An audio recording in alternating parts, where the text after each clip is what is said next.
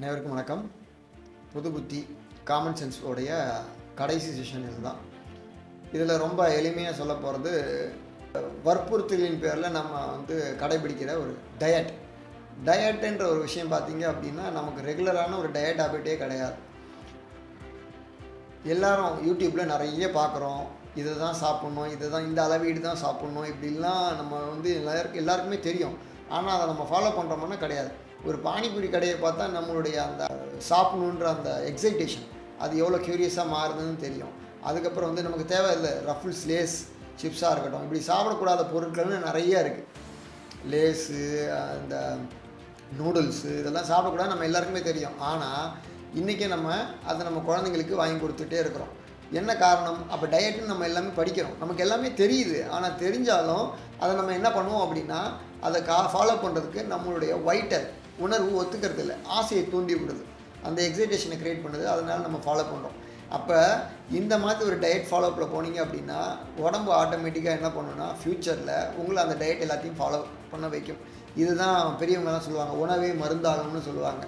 நீங்கள் முதல்லையே உணவை மருந்து ரிலேட்டடாக ஒரு லைஃபுக்கு மேலே கொண்டு போகல, ஒரு ஏஜுக்கு மேலே நீங்கள் ஃபாலோ பண்ணல அப்படின்னா, ஃப்யூச்சர் ஏஜிங்கில் எல்லாத்துலேயுமே பார்த்திங்கன்னா மருந்து மாத்திரை மட்டும்தான் உங்களுடைய வாழ்க்கையாகுது. ஸோ நம்ம இதில் எதை செய்யணும், எதை செய்யக்கூடாது நமக்கு நல்லாவே சொசைட்டி சொல்லுது.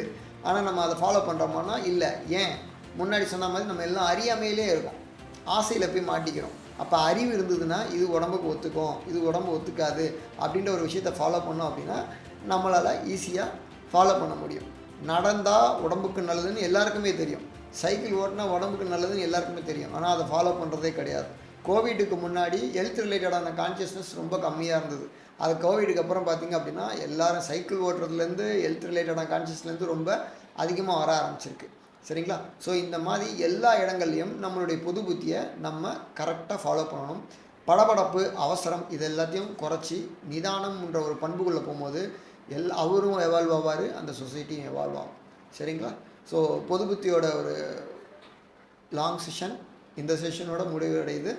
ஸோ தொடர்ந்து எங்களுக்கு ஒத்துழைப்பு கொடுத்து நிறைய பேர் அப்ரிஷியேட் பண்ணியிருக்கீங்க. அவங்க எல்லாருக்கும் இந்த செஷன் மூலமாக நான் நன்றி சொல்ல கடமைப்பட்டிருக்கேன்.